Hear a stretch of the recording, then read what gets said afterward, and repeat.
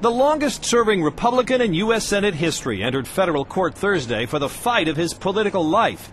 Ted Stevens is accused of illegally failing to reveal that an Alaskan oil company did $250,000 worth of favors for him, including doubling the size of his Alaska house. In court, the prosecutor said Stevens accepted the favors because he couldn't afford the renovation project. But she said he didn't want the public to see who was giving him such valuable gifts.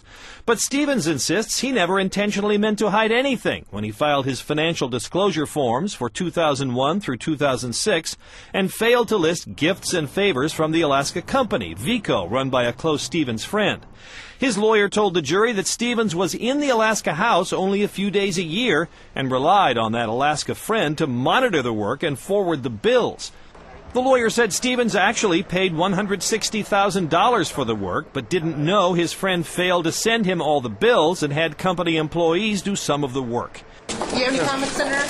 For Stevens, the stakes are doubly high. A conviction could bring prison time and could cost him the Senate seat he's held for 40 years. As mayor of Anchorage, I'll be a senator who works across party lines. Campaign ads, his Democratic opponent, Anchorage Mayor Mark Begich, plainly brings up the Stevens troubles. We also need a senator who says no to special interests and special favors.